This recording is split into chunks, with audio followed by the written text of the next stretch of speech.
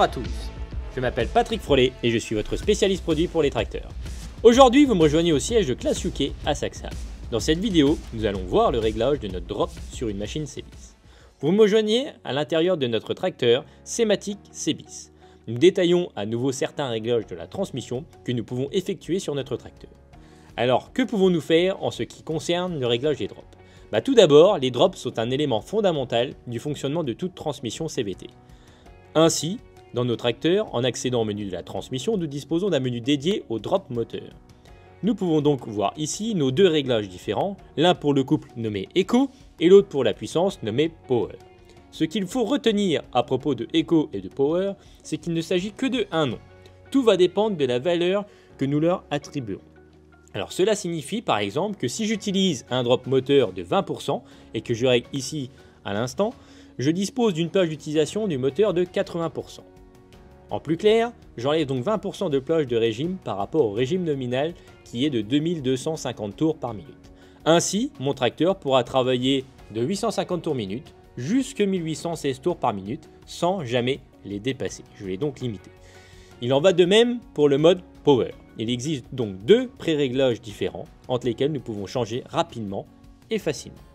En règle générale, j'ai tendance à régler mon mode Eco à 25%, ce que j'utiliserai pour les travaux de champ et les travaux lourds nécessitant du couple. Et je réglerai mon mode Power à 15%, que j'utiliserai plutôt pour des applications de travaux routiers par exemple.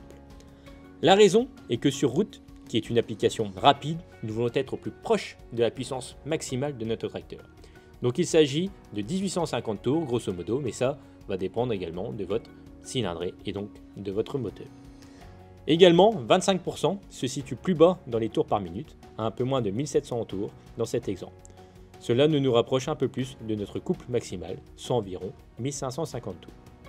Donc dans ce cas, pour les applications de travaux à forte traction, nous allons utiliser un peu plus le couple, ce qui nous donnera une bonne force de traction et surtout une meilleure économie de carburant. Bien entendu, ces éléments peuvent ensuite être adaptés en fonction de nos applications, mais ces valeurs peuvent être un bon point de départ. En dessous, nous avons également le drop fixe avec deux mémoires moteurs. Cette fonction est utilisée lorsqu'une mémoire moteur est active. Ce mode est différent des modes Eco et Power.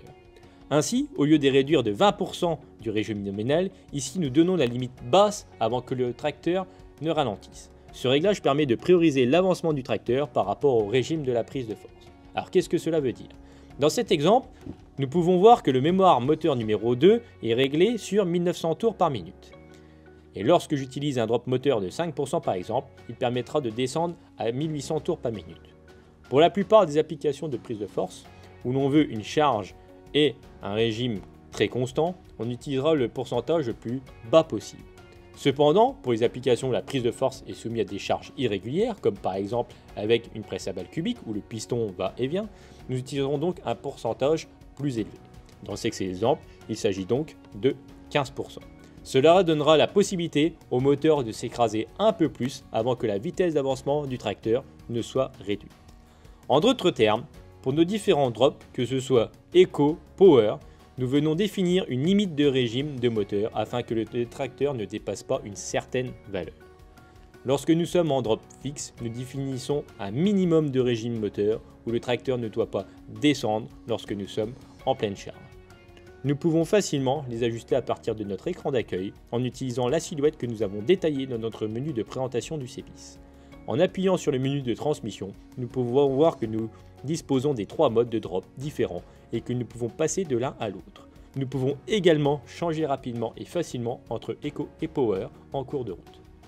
Ainsi, si nécessaire, nous pouvons également sélectionner des touches de fonction pour passer rapidement d'un drop à l'autre lorsque nous passons par exemple de la route au champ. Merci à tous d'avoir regardé cette vidéo. N'hésitez pas à consulter les autres vidéos en rapport avec votre propre tracteur. Et pour toute information complémentaire, n'hésitez pas à contacter votre concessionnaire.